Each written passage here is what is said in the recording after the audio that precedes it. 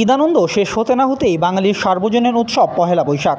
সব ধর্মের মানুষ, সব শ্রেণী পেশা ও বয়সের মানুষ সমান আগ্রহ নিয়ে এই উৎসবে যোগ দেন। 1431 বর্ষবিদয় থেকে বর্ষবরণের পহেলা বৈশাখে থাকে দিনব্যাপী অনুষ্ঠানমালা। 1432 বঙ্গাব্দকে বরণ করতে যশোরে চলছে রংতুলির আচরে পহেলা বৈশাখের প্রস্তুতি। যশোরে আকিয়েদের সংগঠন চারুপিঠের শিল্পীরা বাঁশ ও কাগজ দিয়ে টিয়া, পেঁচা, ফুল ও নানা রঙের মুখোশ তৈরি করছেন। কেউ ব্যস্ত নাচ গান নাটকের প্রস্তুতি নিয়ে।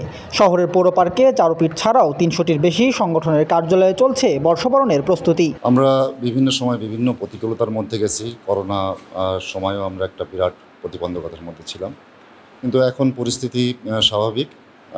আমরা মনে করছি যে বছর নতুন পরিস্থিতিতে আমাদের মঙ্গল শোভাযাত্রা আরও বর্ণাঢ্য হবে, আরও মানুষের উপস্থিতি বাড়বে।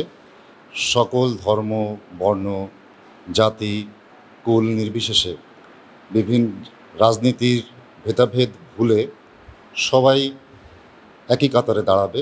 সামাজিক যোগাযোগ মাধ্যমগুলোতে নববর্ষ উৎসব নিয়ে কিছু নেতিবাচক আলোচনা থাকলেও যশোরের সংস্কৃতি কর্মীরা সেসব উপেক্ষা করে উৎসবের প্রস্তুতিতে মগ্ন।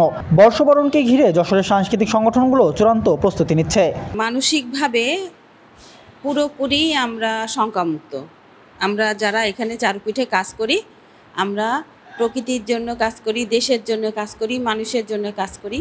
সেই হিসাব করে আমরা কিন্তু কোনো শঙ্কাকেই আমরা মাথায় আনছি না। আমরা আমাদের প্রস্তুতি আমরা সম্পন্ন করেছি এবং মহাসমারোহেই আমরা এই পহেলা বৈশাখের বর্ষবরণ উৎসব আমরা করব।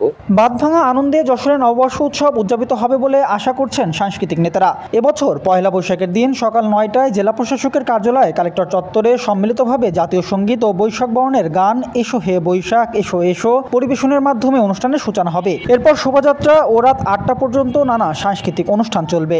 একটু স্থবিরতা ছিল, কিন্তু অতি সম্প্রতি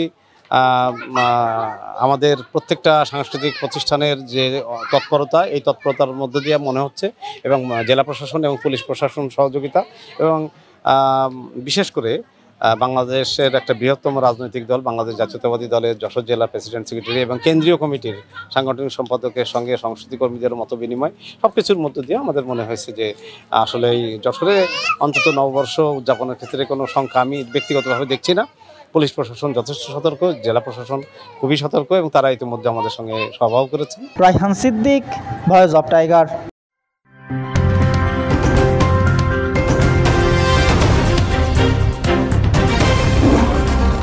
Voice of Tiger.